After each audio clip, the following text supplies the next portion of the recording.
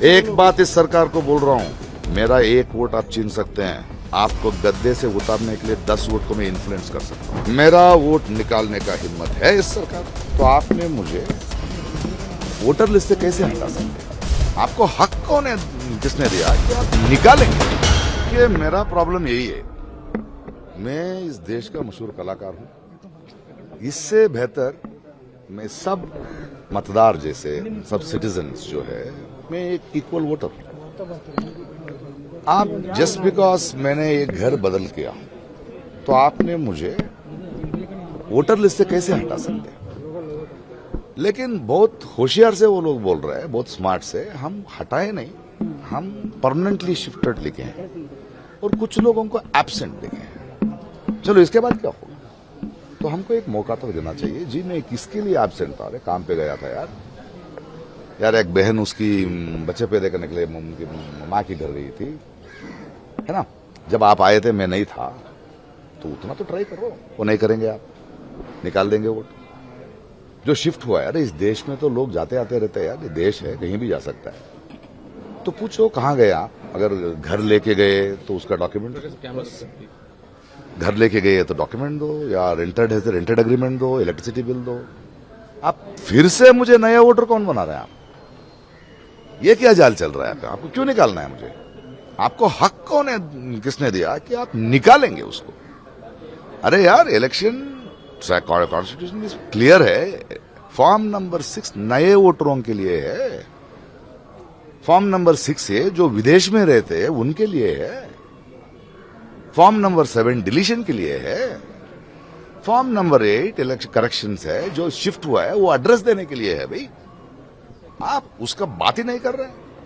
अब पूरा देश को एग्जामिनेशन सेंटर कैसे बना के रखे आप? तो हर लोग, एंड पहली बार इस देश के इतिहास में 2002 में हुआ था, और 2026 में हर एक नागरिक को फॉर्म दे के फिल करने बोल रहे हैं।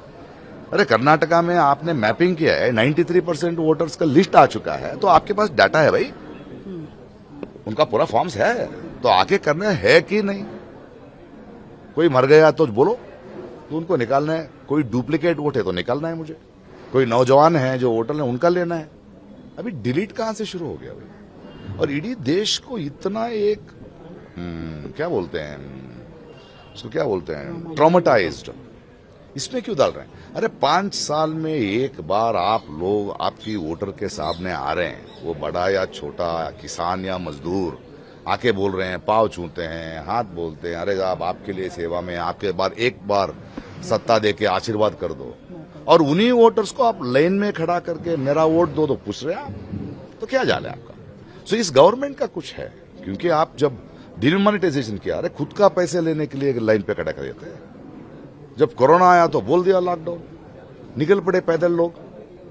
क्या आप इतने एमपी और प्राइम मिनिस्टर का इलेक्शंस पे इतना बसेस में वोटर्स को ले आते हैं? क्या आपका एक एमपी, एक प्राइम मिनिस्टर, एक बसेस देके इन लोगों को घर क्यों नहीं पहुंचाया भाई?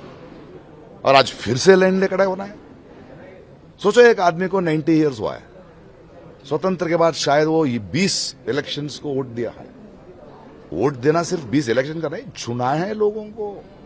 इस देश में कुछ बदलाव आया है, कुछ रूल्स आए हैं, उसने चुनाया, और उसको फिर से जाके लाइन में खड़े करने के लिए बोल रहे हैं। ये क्या जाल है? पूरा आपका लीक्स तो हो रहा है एग्जामिनेशन, पूरा देश का नागरिकों को टेस्ट पे क्यों रख रहे हैं भाई? आपके तरफ सर 1 करोड़ से ज्यादा वोट तो जो है कर्नाटक में भी डिलीट हो रहे हैं। क्या आप कोर्ट जाएंगे? क्योंकि अभी तक जो है चुनाव आयोग मान नहीं रहा है आपकी बात। फॉर्म 8 दिया नहीं जा रहा है, फॉर्म 6 पे ही अटके हुए हैं, और साथ ही में जो है मेरा वोट निकालने का हिम्मत है इस सरकार को। ट्राई करो, ट्राई करो, ट्राई करो। 2 साल है अभी वोट डालने के लिए, मुझे करो। एक बात इस सरकार को बोल रहा हूं, मेरा एक वोट आप छीन सकते हैं, आपको गद्दे से उतारने के लिए 10 वोट को मैं इन्फ्लुएंस कर सकता हूं। हाँ, काफी सारे लोग आगे तो जंग भाई।